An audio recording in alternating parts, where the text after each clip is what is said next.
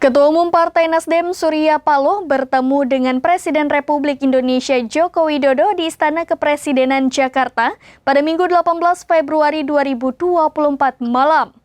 Pertemuan keduanya menimbulkan banyak spekulasi mengenai arah Partai Nasdem pasca pemilu 2024.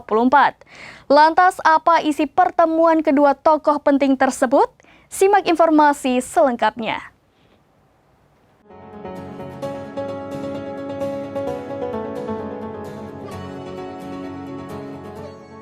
Ketua Umum Nasdem Surya Paloh bertemu dengan Presiden Republik Indonesia Joko Widodo di Istana Kepresidenan Jakarta pada Minggu 18 Februari 2024 malam. Pertemuan keduanya memunculkan banyak spekulasi baru mengenai arah Partai Nasdem pasca pemilu 2024. Lantas, apa isi dari pertemuan kedua tokoh penting tersebut? Ketua DPP Partai Nasdem Willy Aditya mengungkapkan isi pertemuan antara Ketua Umum Nasdem Surya Paloh dengan Presiden Joko Widodo. Adapun pertemuan itu dilakukan secara tertutup. Pertemuan itu bahkan berlangsung selama hampir 2 jam.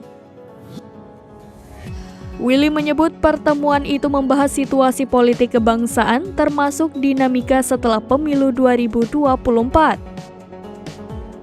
Hal itu disampaikan Willy kepada wartawan pada Senin 19 Februari 2024. Lebih lanjut, Willy mengatakan bahwa pertemuan Surya Paloh dengan Presiden Jokowi tersebut dalam ranah pendidikan politik dan kultur yang tidak kekanak-kanakan.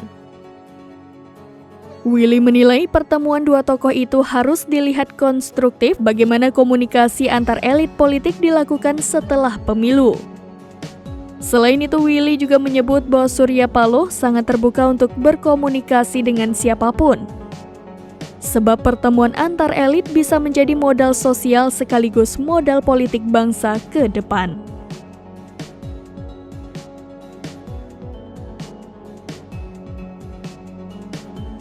Download Tribun X sekarang, menghadirkan lokal menjadi Indonesia.